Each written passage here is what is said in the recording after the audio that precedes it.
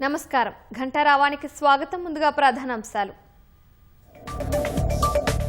హిందూ మహాసముద్రంలో ఇరాన్ యుద్ధ నౌకపై అమెరికా భీకర దాడి రెండో ప్రపంచ యుద్ధం తర్వాత తొలిసారి టార్పిడో ప్రయోగం అమెరికా సైనిక స్థావరాలపై ఇరాన్ ప్రతిదాడులు గల్ఫ్ దేశాలపై డ్రోన్లు క్షిపణులతో విరుచుకుపడుతున్న టెహరాన్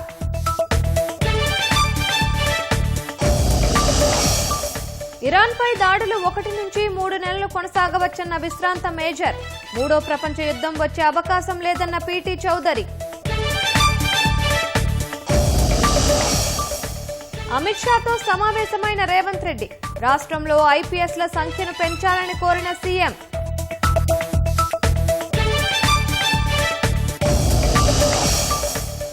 రంగారెడ్డి జిల్లా మైలార్ దేవపల్లిలోని టింబర్ డిపోలో అగ్ని ప్రమాదం సుమారు ₹1 కోటి వరకు ఆస్తి నష్టం జరిగినట్లు అంచనా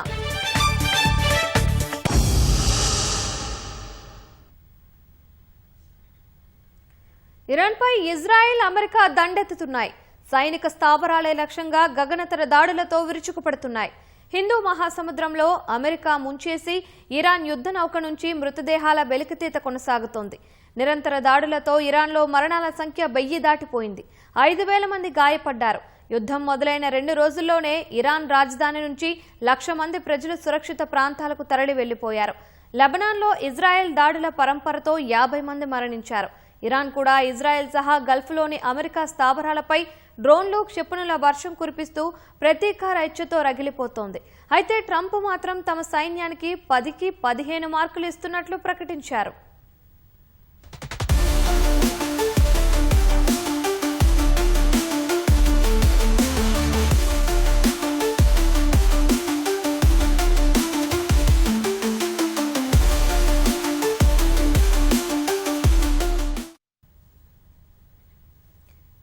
హిందూ మహాసముద్రంలో అమెరికా కల్లోలం రేపింది విశాఖపట్నం నుంచి వెళ్తున్న ఇరాన్ యుద్ధ నౌక ఐరిస్ దేనా 75ను జలాంతర్గామి నుంచి ప్రయోగించిన టార్పిడోతో ముంచేసింది దాడి సమయంలో నౌకలో 180 మంది సిబ్బంది ఉన్నారు వారిలో 32 మందిని శ్రీలంక భద్రతా దళాలు రక్షించాయి 87 మృతదేహాలను స్వాధీనం చేసుకున్నాయి మిగిలిన వారు గల్లంతయ్యారు ఈ దాడిని అమెరికా రక్షణ మంత్రి పీట్ హెగ్సెత్ ధృవీకరించారు రెండో ప్రపంచ యుద్ధం తర్వాత శత్రువుపై జరిగిన అతిపెద్ద దాడిగా అభివర్ణించారు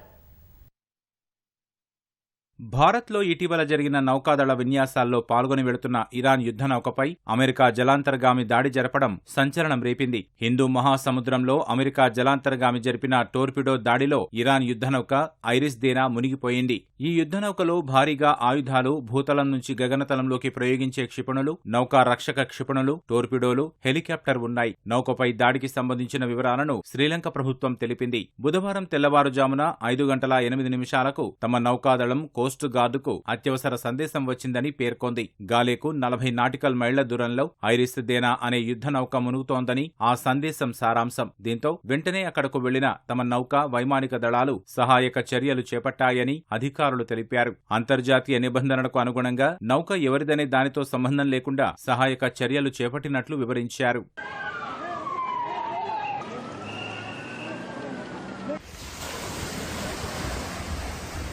ఇరాన్ యుద్ధ నౌకపై దాడిని అమెరికా రక్షణ మంత్రి పీట్ హెగ్సెత్ ధృవీకరించారు రెండో ప్రపంచ యుద్ధం తర్వాత శత్రు నౌకను ముంచడానికి అమెరికా టోర్పిడోను ఉపయోగించడం ఇదే తొలిసారని ఆయన ప్రకటించారు ఈ దాడిని క్వైట్ డెత్ గా పీట్ హెగ్సెత్ అభివర్ణించారు మరోవైపు ఇరాన్ యుద్ధ నౌకపై దాడిపై శ్వేతసౌధం ప్రెస్ సెక్రటరీ సైతం వివరాలు వెల్లడించారు ఆపరేషన్ ఎపిక్ ఫ్యూరీ ప్రారంభంలో తమ అధ్యక్షుడు ట్రంప్ అమెరికా ప్రజలకు స్పష్టమైన లక్ష్యాలను నిర్దేశించారని ఆమె చెప్పారు ఇప్పటి వరకు 20కి పైగా ఇరాన్ నౌకలను ఆ దేశ అగ్ర జలాంతర్గామిని కూడా నాశనం చేశామని వివరించారు ఇరాన్ ఎప్పటికీ అణ్వాయుధాన్ని పొందకుండా చేస్తామని హెచ్చరించారు రానున్న కొన్ని గంటల్లో ఇరాన్పై బాంబుల వర్షం కురుస్తుందని తెలిపారు At the beginning of Operation Epic Fury, launched last weekend, President Trump laid out clear objectives to the American people on what the U.S. military seeks to accomplish through these major combat operations.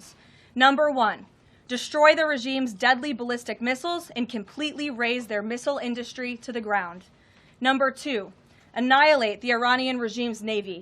And so far, we have destroyed more than 20 Iranian ships, including their top submarine last night, using a torpedo for the first time since World War II. There is not a single Iranian ship underway in the Arabian Gulf, Strait of Hormuz, or the Gulf of Oman. Number 3, Operation Epic Fury will ensure the regime's terrorist proxies in the region can no longer destabilize the region or the free world and attack our armed forces. And thus far, Iran's proxies are hardly putting up a fight. 4, this mission will guarantee that Iran can never obtain a nuclear weapon. Iran స్వదేశీ సాంకేతికతతో తయారు చేసిన యుద్ధ నౌకల్లో iris Dena 75 ఒకటి. సుదీర్ఘ సముద్ర ప్రయాణాలకు అనుగుణంగా 1500 టన్నుల బరువుతో దీనిని తయారు చేశారు. మౌడ్జ్ తరగతికి చెందిన ఈ ఫ్రిగేట్ను 2021లో జలాల్లో ప్రవేశపెట్టారు. 300 కిలోమీటర్ల పరిధిలో 360 డిగ్రీలను కవర్ చేసే అధునాతన రాడార్ వ్యవస్థను ఇది కలిగి ఉంది. అమెరికా జలాంతర్గామి దాడిలో అది పూర్తిగా మునిగిపోయింది. ఐరిస్ దేనా యుద్ధ నౌకకు రక్షణగా వెళ్లిన ఐరిస్ మక్రాన్ నౌకపైన ముందు రోజే దాడి చేసినట్లు తెలుస్తోంది. ఇజ్రాయెల్, అమెరికా ఇరాన్పై యుద్ధం కొనసాగిస్తున్నాయి. ఈ యుద్ధం తీవ్ర రూపం దాల్చడం వలన మూడో ప్రపంచ యుద్ధం వచ్చే అవకాశం లేదని విశ్రాంత మేజర్ పీటీ చౌదరి అన్నారు. ఈ యుద్ధం 1 నుంచి 3 నెలల పాటు కొనసాగవచ్చంటున్న విశ్రాంత మేజర్తో ఈటీవీ ముఖాముఖి. ఇరాన్పై ఇజ్రాయెల్, అమెరికా దాడులు చేస్తున్నాయి. అదేవిధంగా ఇరాన్ కూడా ప్రతిదాడులు చేస్తుంది. ఈ పరిణామాలు ఎంతవరకు దారితీసే అవకాశం ఉంది, అసలు ఈ యుద్ధం ఎన్ని రోజులు కొనసాగే అవకాశం ఉంది, తదితర అంశాలను మనతో పాటు విశ్రాంత మేజర్ పీటీ చౌదరి ఉన్నారు. ఆయన అడిగి మరిన్ని విషయాలు తెలుసుకుందాం. చౌదరి గారు నమస్కారం. నమస్కారం అండి, మీకు మీ దర్శకులందరికీ. ప్రధానంగా ఇప్పుడు ఇజ్రాయెల్ ఇరాన్ యుద్ధం చూస్తే ఎంతవరకు ఈ పరిణామాలు దారితీసే అవకాశం ఉంది, యుద్ధం ఇంకా ఎంతకాలం కొనసాగే అవకాశం ఉంది? ఎంతకాలం జరిగే అవకాశం అంటే కొంచెం చెప్పడం కష్టం అండి. ప్రెసిడెంట్ ఆఫ్ యుఎస్ఏ అయితే 4 to 6 weeks అన్నాడు. కొంతమంది దానికన్నా తక్కువ అవుద్ది అనుకుంటున్నారు. యుద్ధంగా ఫైటింగ్ చేయటం నా లెక్క ప్రకారం 1 నెల రోజుల కన్నా తక్కువలో అయిపోద్ది. కానీ దాని తర్వాత ఆ పబ్లిక్ రియాక్షను, గవర్నమెంట్ మళ్ళీ వచ్చి సెటిల్ అయ్యడానికి ఇంకొంచెం టైం పట్టుద్ది. అప్పుడు ఎంత టైం పట్టుద్ది, ఎవరు ఎట్లా చేస్తున్నారు అంటే మనం 2 points ఆలోచించాలండి. లాజిస్టిక్స్ ఉంటుంది, వాళ్ళ దగ్గర ఉన్న ఎమ్యునిషను, వాళ్ళ మిజైల్స్, డ్రోన్స్ ఎన్నైతే ఉన్నాయో ఎంతవరకు వాళ్ళు సాగదీయగలుగుతారు అని ఇంపార్టెంట్. అంత కెపాసిటీ ఉన్నా, మిజైల్స్, డ్రోన్స్ ఉన్నా దానికి లాంచ్ చేయడానికి మిజైల్ లాంచర్సు, స్టోరేజ్ సైట్స్ అవన్నీ ఇప్పుడు టార్గెట్ అయ్యే. అందుకని ఆ రిజల్ట్ అంత ఎక్కువ ఉంటుంది అని అనుకోవట్లేదు. కానీ అక్కడ పీస్ రావాలి అంటే ఎవరో ఆ కంట్రీని టేక్ ఓవర్ చేయాలి కదండి. ఇప్పుడు ఇస్లామిక్ రెజీమ్ టాప్ పీపుల్ అందరినీ చంపేశారు. దాదాపు 50-60 పీపుల్ పోయారు. సో ఇప్పుడు ఎవరో వచ్చి దానికి మళ్ళీ కమాండర్గా తీసుకోవాలి, మినిస్టర్గా ఉండాలి, ప్రైమ్ మినిస్టర్గా ఉండాలి కదండి. లేకపోతే రెజీమ్ చేంజ్ అంటే సివిల్ పాపులేషన్ నుంచి ఎవరో రావాలి. ఆ లీడర్ ఎవరు వచ్చేది ఇంతవరకు ఏమి డిసైడ్ కాలేదు. అది కొంచెం టైం పట్టుద్ది. మరోవైపు యుద్ధం కారణంగా పశ్చిమాసియాలో తీవ్ర ఉద్రిక్త పరిస్థితులు చోటు చేసుకున్నాయి. ఇవి ఎంతవరకు ఏ విధంగా ఎంతవరకు దారితీసే అవకాశం ఉంది? పశ్చిమేషియా కంట్రీస్ అండి చాలా వరకు వాళ్ళు ఏమనుకున్నారంటే అమెరికన్ బేసిస్ ఉన్నాయి, ఆ బేసిస్ తప్ప మేమేం చేయటం లేదు కాబట్టి మా మీద ఇరాన్ ఏమి చేయదు అని ఆ కాన్ఫిడెన్స్తో, నమ్మకంతో ఉన్నారు. కానీ ఇరాన్ ఏం చేసింది, ఆ అమెరికన్ బేసిస్ కొట్టడమే కాదు, సిటీస్ని, వాళ్ళ టెరిటరీని కూడా కొట్టింది. అందుకని పశ్చిమేషియా కంట్రీస్ చాలా వరకు they are very angry with Iran. మేమేం చేయనప్పుడు, మేము దీంట్లో ఇన్వాల్వ్ కానప్పుడు మన ఎందుకు లాగుతున్నారు మీరు అని. దీనికి ఇదైన తర్వాత చాలా డిఫరెన్సెస్, ఎఫెక్ట్స్ వస్తాయి. ఇప్పటికే చైనా, అదేవిధంగా రష్యా, ఈ 2 దేశాలు కూడా ఇరాన్కు మౌఖికంగా మద్దతును ఇస్తున్నట్టు ప్రకటించాయి. అయితే ఈ 2 దేశాలు కేవలం మౌఖికంగానే ఇస్తాయా, లేదా వారికి నేరుగా యుద్ధంలో మద్దతు అంటే యుద్ధంలో కూడా సహకరించే అవకాశం ఉందా? కానీ మీరు చూస్తే ఇప్పుడు చైనా కొన్ని వెపన్స్, రెడార్ సిస్టమ్స్ అవన్నీ anti drone, anti missile equipment ఇచ్చింది ఇరాన్కి. ఎప్పుడో ఇచ్చింది, పాకిస్తాన్కి ఇచ్చినట్టు వాళ్ళకి కూడా ఇచ్చారు. అది పనిచేయలేదు. సో చైనా మళ్ళీ పోయేసేసి ఇంకా ఎక్విప్మెంట్ ఇచ్చి పాజిటివ్గా దానికి హెల్ప్ చేయటం అది చేయరు. Russia don't trouble Iran, we're on their side అని చెప్పి మెయిన్లీ ఆయిల్ కావాలని. బోత్ చైనా అండ్ రష్యా ఇద్దరికి ఆయిల్ కావాలనే కదా ఇరాన్కి సపోర్ట్ ఇచ్చేది. ఇప్పుడు Russia will not want to get involved అండి. రష్యాకి యాజ్ ఇట్ ఈజ్ ఆడ ప్లేట్ఫుల్గా ఉంది యూక్రెయిన్తో. అందుకని వార్ లైక్ సిచ్యువేషన్లో వాళ్ళు వచ్చి ఆర్మ్స్ అమ్యునిషన్ పంపిస్తారు, ఏదో అట్లా చేస్తారని నాకు నమ్మకం లేదండి. గల్ఫ్ దేశాల్లో ఉన్న అమెరికా క్యాంపుల మీద ఇరాన్ దాడులు చేస్తుంది కదా, ఇది ఆయా దేశాలతో అంటే శత్రుత్వాన్ని ఇరాన్ పెంచుకుంటుంది అనుకోవచ్చా? డెఫినెట్లీ అండి. గల్ఫ్ దేశాల్లో బేసిస్ ఉన్నాయి అమెరికాకి. ఒట్టి ఆ బేసిస్ వరకు టార్గెట్ చేస్తే బాగుండేది. ఒట్టి మిమ్మల్ని టచ్ చేయట్లేదు, బేసిస్ టార్గెట్ చేస్తున్నాం అని మీరు సిటీస్ని కొట్టారు. సో అట్లాంటప్పుడు డెఫినెట్లీ వాళ్ళకి వై ఆర్ యూ టార్గెటింగ్ అస్, మేమేం చేయలేదు కదా మీకు, సో యువర్ ఆర్ ఎనిమీ అని వస్తుంది. ఇరాన్ వద్ద ఉన్న ఆయుధ సంపత్తి ఎంత, ఇది ఎన్ని రోజుల వరకు దీనితో వాళ్ళు పోరాడే అవకాశం ఉంది? ఇజ్రాయెల్ మీద ఇరాన్ డెఫినెట్లీ టార్గెట్ చేస్తుందండి. ఈ తఫా అందరూ రెడీగా ఉన్నారు. ఇజ్రాయెల్ కూడా రెడీగా ఉంది, ఇరాన్ కూడా రెడీగా ఉంది. ప్రొటెక్షన్స్ ఎంతవరకు చేసుకోగలుగుతారో తీసుకున్నారు. ఇజ్రాయెల్కి 2-3 అడ్వాంటేజెస్ ఉన్నాయండి. One, America support big way వచ్చింది. ఇరాన్కి అట్లాంటి సపోర్ట్ ఎక్కడి నుంచి లేదు. న్యూక్లియర్ బాంబ్ ఎంత తొందరగా మేము తయారు చేసుకుంటే ఆ న్యూక్లియర్ బాంబ్ మా డిటరెంట్, మీరు మమ్మల్ని ఏం చేయొద్దు, మా దగ్గర మిజైల్స్ ఉన్నాయి, బ్యాలిస్టిక్ మిజైల్స్ ఉన్నాయి, ఈ న్యూక్లియర్ బాంబ్ మాకు వస్తే మేము యూజ్ చేస్తాము అని లాస్ట్ మినిట్ దాకా డ్రాగ్ ఆన్ చేస్తున్నారు. ఒమన్లో వాళ్ళకి నెగోసియేషన్ జరుగుతూ ఉంది, how to settle the matter అని అమెరికాకి ఇరాన్కి. ఈ మీటింగ్లో దాదాపు 14 పాయింట్లు అమెరికా అడిగిందన్న, మీరు దీనికి ఒప్పుకోవాలి అని, మీరు న్యూక్లియర్ పెట్టరు, ఎప్పుడు చేయరు, బాంబ్స్ ఎప్పుడు దాంట్లో ఆ ఫీల్డ్లో దిగరు అని చెప్పేసి ఇట్లా చాలా పాయింట్స్, 14 పాయింట్లు ఉన్నాయి. ఆ 14 పాయింట్లకి దాదాపు ఇరాన్ వాళ్ళు ఒప్పుకున్నారు, కానీ 2-3 నెలలు పట్టొచ్చు అంటున్నారు. అందుకని వాళ్ళు ఏమన్నారంటే we can't wait. And Israel is a very war mongering nation. Iran వాళ్ళకి డబ్బులు ఇచ్చి, వాళ్ళకి అమ్యునిషన్ ఇచ్చి, రాకెట్స్ ఇచ్చి, మిజైల్స్ ఇచ్చి సపోర్ట్ చేస్తూ ఉంది. ఇరాన్ అయితే క్వైట్గా కూర్చుంది, వాళ్ళు ఇరాన్ తరఫున ఫైట్ చేస్తున్నారు అక్కడ. ఇట్లాంటి ప్రాక్సీ ఆర్మీస్ పెట్టుకుని ఇజ్రాయెల్ మీద యాక్ట్ చేస్తూ ఉంటుంటే ఇజ్రాయెల్ కీపింగ్ క్వైట్ అంటే ఎంత సహిస్తుందండి? There is a limit. అందుకని చెప్పి they had to react, they no choice. Iran వాళ్ళకి ఎంత లిమిటెడ్, ఎంత కెపాసిటీ ఉంది అంటే లాజిస్టిక్స్ అండి. ఎన్ని మిజైల్స్ ఉన్నాయి, మీరు ఈ హెజ్బోలాకి, హౌతీస్కి ఎంత ఇచ్చారు, అది ఎంతవరకు వాళ్ళు యూజ్ చేశారు, దాన్ని రీప్లేస్ చేయడానికి వాళ్ళు యూజ్ చేస్తుంటే కొత్త వెళ్ళాలి కదా అక్కడికి. కొత్త వెళ్ళటానికి మీకు ఇప్పుడు అవకాశం దొరకట్లేదు. సో ఎన్ని రోజులు లాస్ట్ అవుద్ది అని, ఇట్ వోంట్ లాస్ట్ లాంగ్ అండి. అది కూడా ఇజ్రాయెల్ క్వైట్గా కూర్చోట్ల, హెజ్బోలాని కొడుతుంది. లెబనాన్లో మిటానీ రివర్ దాకా సేఫ్ ఏరియా అని చెప్పి ఆక్యుపై చేస్తున్నారు. సిరియాలో కూడా కొంచెం సదర్న్ సిరియా ఎఫెక్ట్ ఉంది వీళ్ళకి. ఆ ఏరియాలో కూడా కొంచెం ఆక్యుపై చేసుకుని పెట్టుకుంటే కొంచెం సెక్యూర్గా ఉంటారు. అలా ఇజ్రాయెల్ చేసుకుంటే they will have a big buffer zone. Their country also will grow in size. అవకాశం దొరికింది, మనం బౌండరీస్ పెంచుకుందామని అనుకోవచ్చు. Hamas anyway USA is helping them take over complete Palestine కదా, గాజా స్ట్రిప్ అంతా పోద్ది. అక్కడ పోతే హమాస్ పోద్ది. హమాస్కి ఫండ్స్ రావట్లేదు, ఎక్విప్మెంట్ రావట్లేదు ఈ 3 గ్రూప్స్కి. అందుకని I think Israel is not so bad. ఇప్పుడు కొంచెం definitely it is being hit, lost lot of people, lot of damage.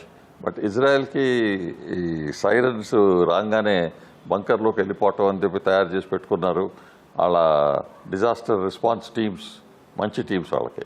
Islamic Republican Guard corps IRGC ఇది వెరీ వెరీ పవర్ఫుల్ ఫోర్స్ అండి. ప్రతి డిస్ట్రిక్ట్లో, ప్రతి ఊర్లో ఉన్నారు వాళ్ళు. అందుకని అక్కడ చాలా కంట్రోల్ చేస్తారు. వాళ్ళ లాజిక్ ఏంటి, మామూలుగా ఆర్మీ ఉంటే army is to protect the nation, కంట్రీకి ఫైట్ చేస్తుంది, మా రిపబ్లిక్ ఆఫ్ ఇరాన్ అని చెప్పి ఫైట్ చేస్తారు. ఆర్మీ సెకండ్ క్లాస్ అక్కడ. It's on the borders, but they don't have much of power. ఈ ఇస్లామిక్ రిపబ్లికన్ గార్డ్ కోర్ వాళ్ళకుంది power. They don't fight for the country, they fight for the Islamic regime. వీళ్ళు fighting చేసేంతసేపు అక్కడ change వచ్చేటట్టు కనపట్ల. Hormuz జలసంధిని మూసివేసిన Iran అటువైపు నుంచి వచ్చే నౌకలను తగలబెడతామని హెచ్చరిస్తుంది కదా. అయితే ఇది ఇతర దేశాలకు ఇబ్బంది కలిగించే పరిస్థితులు అక్కడ ఉన్నాయి. అంటే ఇతర దేశాలు ఈ విషయంలో ఈ ఇరాన్పై ఎలాంటి ఒత్తిడి తెచ్చే అవకాశం ఉంది? హార్ముజ్ స్ట్రైట్స్ ఆర్ క్లోజ్డ్ అని డిక్లేర్ చేశారు. మా దగ్గర అండర్ సీ మైన్స్ ఉన్నాయి, మైన్స్ పెట్టాము, మేము చెప్పకుండా ఏదైనా బోట్స్ వస్తే వీళ్ళు యాక్టివేట్ దోస్ మైన్స్, బోట్స్ పోతాయి అది ఇదని. I think one ship was hit harbours ఏరియాలో కొంచెం డ్యామేజ్ అయింది. కానీ అమెరికా ఏం చేసింది, 9 ships of Iran they have taken out. Almost today America says it is not closed. Iran says it is closed. So we have to take a decision on that. I don't think it is closed. కొంచెం కంట్రోల్లో vehicles వెళ్తాయి. Chinese vessels basically will come and go because they're ఇరాన్కి కూడా డబ్బులు కావాలి కదా, so they will deal. They will not stop that. Americans also may allow Chinese vessels to go through up to some level. But అది అంత critical కాదండి. ఇప్పుడు ఒక 15 రోజులు, నెల రోజుల తర్వాత క్రిటికల్ అవుతుంది. దీని ప్రభావం వల్ల ప్రపంచ యుద్ధం వచ్చే అవకాశం ఉందా? నో. ఏ కంట్రీకైనా అండి ప్రపంచ యుద్ధం రావాలి అంటే దానికి ఇంట్రెస్ట్లో లేదు. అది there is no benefit. So అందుకని రాదు. అది కూడా మహాభయంకరమైన యుద్ధం అయితే కాదండి ఇది. ఆ లొకాలిటీలో వాళ్ళకి కొంచెం అట్లా అనిపించవచ్చు. But for the rest of the world it's not much. ఇప్పుడు Ukraine, Russia is bigger than this. అక్కడ ట్రబుల్ ఉంటానే ఉంటుంది. ఎందుకు, ఏదో లీడర్ రావాలి, ఆ లీడర్ అందరినీ మళ్ళీ కలెక్ట్ చేసుకుని ఒక గవర్నమెంట్ ఫామ్ చేయాలి. That will take time. దాంట్లో లోకల్ ఫైట్స్ అవన్నీ జరుగుతూ ఉంటాయి. అది లేకుండా ఉండాలి అంటే some forces to be there to maintain peace కదండి.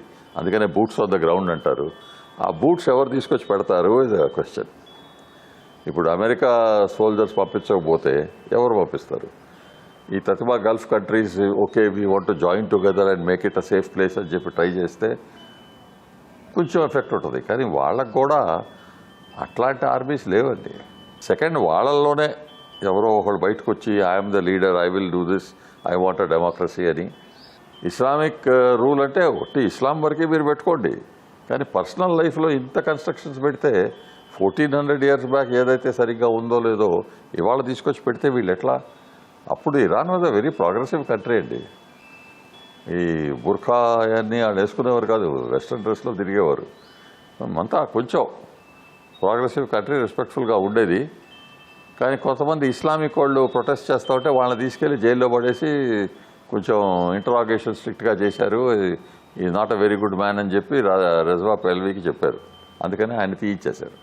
ఈయన వచ్చి మళ్ళీ తర్వాత నేను మంచోడిని అని చెప్పి వచ్చేసిన తర్వాత మళ్ళీ అదే చేశాడు కదా. నా చేతుల్లో పవర్ ఉండాలి. Islam has got to become, Iran has to so powerful. Islamic nations అన్నిటికీ నేనే మెయిన్ లీడర్ లాగా.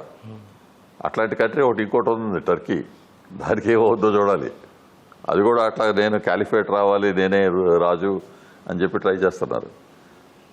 Both the countries, Turkey also ఈ సపోర్టింగ్ టెర్రరిజం. ఇంకొక కంట్రీ ఉంది మనకు తెలుసు, మన పక్కనే ఉన్నాడు, Pakistan. Is another country supporting terrorism all over the place. So ఈ టెర్రరిస్ట్ స్టేట్స్ ఉన్నంతసేపు వరల్డ్లో కొంచెం ప్రాబ్లమ్స్ ఉంటానే ఉంటాయి. ఈ టైంలో ఏదో యాక్షన్ తీసుకుంటున్నారు కాబట్టి ఒకటేసారి cancer is spreading over the body, let us react surgically and clean it thoroughly. అయితే ఈ యుద్ధం మరో 1తో పాటు మరో 3 నెలలు కూడా కొనసాగే అవకాశం ఉందని విశ్రాంత మేజర్ పిటి చౌదరి చెబుతున్నారు. అదేవిధంగా ఈ యుద్ధం కారణంగా ప్రపంచ యుద్ధం వచ్చే అవకాశం లేదని ఆయన చెబుతున్నారు. కెమెరామెన్ రమేష్తో శ్రీనివాస్, ఈటీవీ న్యూస్, హైదరాబాద్. కేంద్ర హోంశాఖ మంత్రి అమిత్ షాతో ముఖ్యమంత్రి రేవంత్ రెడ్డి సమావేశమయ్యారు. రాష్ట్రానికి సంబంధించిన పలు కీలక భద్రతా అంశాలు, పోలీస్ విభాగ బలోపేతంపై చర్చించారు. ఢిల్లీలో జరిగిన ఈ సమావేశంలో సీఎంతో పాటు DGP Shivadhar Reddy, intelligence additional DG Vijay Kumar, SIG, IGP Sumathi తదితరులు పాల్గొన్నారు. రాష్ట్రంలో శాంతి భద్రతల పరిరక్షణ కోసం ప్రభుత్వం అమలు చేస్తున్న విధానాలను ఈ సందర్భంగా ముఖ్యమంత్రి రేవంత్ రెడ్డి కేంద్ర మంత్రికి వివరించారు. ముఖ్యంగా ఈగల్ ఫోర్స్ కార్యకలాపాలు, సైబర్ నేరాలను, సైబర్ సవాళ్లను ఎదుర్కోవడంలో తెలంగాణ సైబర్ సెక్యూరిటీ బ్యూరో పోషిస్తున్న కీలక పాత్రను ముఖ్యమంత్రి ప్రస్తావించారు. ఈ మధ్య హైదరాబాద్, సైబరాబాద్, మల్కాజ్గిరి కమిషనరేట్లను పునర్వ్యవస్థీకరణ చేసి కొత్తగా ఫ్యూచర్ సిటీ కమిషనరేట్ను ఏర్పాటు చేసిన విషయాన్ని కేంద్ర హోంమంత్రికి వివరించారు. ఈ కారణంగా తెలంగాణకు ఇంకా ఎక్కువ ఐపీఎస్ అధికారుల అవసరాన్ని వివరించి తెలంగాణ ఐపీఎస్ క్యాడర్ సంఖ్యను పెంచవలసిన అవసరాన్ని తెలిపారు. శరవేగంగా పెరుగుతున్న హైదరాబాద్ జనాభా దృష్ట్యా పరిపాలన సౌలభ్యం కొరకు తెలంగాణకు అదనంగా ఐపీఎస్ అధికారుల కేటాయింపు అత్యవసరమని, ఈ దిశగా కేంద్ర హోంశాఖ సానుకూల నిర్ణయం తీసుకోవాలని రేవంత్ రెడ్డి విజ్ఞప్తి చేశారు.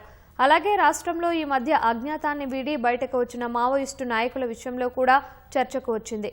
మిగిలిన మావోయిస్టు నాయకుల లొంగుబాటు, వారి పునరావాసం సంబంధించిన విషయాలను సీఎం ఈ సమావేశంలో వివరించారు. 2 సంవత్సరాల కాలంలో రాష్ట్రంలో గణనీయమైన మార్పులు వచ్చాయని, మొత్తం 591 మంది మావోయిస్టులు తెలంగాణ రాష్ట్రంలో ఆయుధాలను వీడి జనజీవన స్రవంతిలో కలిసిన విషయాన్ని కేంద్ర మంత్రి దృష్టికి తీసుకెళ్లారు. ఇటీవల కాలంలో పలువురు మావోయిస్టు అగ్రనేతలు కూడా సాధారణ జీవితం గడిపేందుకు ముందుకు రావడం శుభపరిణామమని, వీరందరికీ ప్రభుత్వం తరపున కల్పిస్తున్న సౌకర్యాలను వివరించారు. వెనుకబడిన ప్రాంతాల్లో అభివృద్ధి పనులకు కేంద్రం నుంచి అందాల్సిన సహకారంపై కూడా చర్చించారు. బీహార్ రాష్ట్ర రాజకీయాల్లో కీలక పరిణామం చోటు చేసుకుంది. 10వ బీహార్ ముఖ్యమంత్రిగా ఎన్నికైన జేడీయూ అధినేత నితీష్ కుమార్ రాజ్యసభకు ఎన్నిక కానున్నారు. ఫలితంగా ఆయన స్థానంలో మరొకరు బీహార్కు సీఎం కానున్నారు. బీజేపీ జాతీయ అధ్యక్షుడు నితిన్ నబీన్, నితీష్ ఇవాళ పట్నాలో తమ నామినేషన్లు దాఖలు చేయనున్నారు. కేంద్ర హోంమంత్రి అమిత్ షా దీనికి హాజరవుతారు. ఈ క్రమంలో సీఎం పదవికి నితీష్ త్వరలోనే రాజీనామా చేయనున్నారని పార్టీ వర్గాలు తెలిపాయి. బీహార్ అసెంబ్లీలో ఎన్డీఏ కూటమి బలం 202 కాగా, ఒక రాజ్యసభ సీటు గెలవాలంటే 41 మంది ఎమ్మెల్యేల మద్దతు ఉండాలి. దీని ప్రకారం 4 నుంచి 5 ఎగువ సభ సీట్లు ఎన్డీఏ కూటమికి దక్కనున్నాయి. అయితే బీహార్ను అత్యంత ఎక్కువ కాలం పాలించి ఖ్యాతికెక్కిన నితీష్ తర్వాత ఆయన వారసుడు ఎవరనే ప్రశ్నలు మొదలయ్యాయి. అటు ఆయన కుమారుడు ఇంజనీరింగ్ పట్టభద్రుడు విశాంత్ రాజకీయాల్లో రానున్నారని ఇప్పటికే జేడీయూ తెలిపింది. కుమారుడి రాజకీయ ప్రవేశాన్ని నితీష్ కూడా అంగీకరించిన నేపథ్యంలో నిశాంత్కు కీలక పదవి ఇచ్చే అవకాశం ఉన్నట్లు తెలుస్తోంది.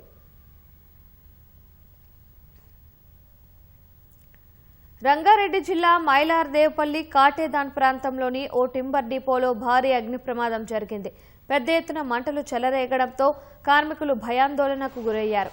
సమాచారం అందుకున్న అగ్నిమాపక సిబ్బంది ఘటనా స్థలానికి చేరుకుని 2 ఫైర్ ఇంజిన్లతో మంటలను అదుపులోకి తీసుకొచ్చారు. సుమారు ₹1 కోటి వరకు ఆస్తి నష్టం జరిగి ఉండొచ్చని అధికారులు అంచనా వేస్తున్నారు.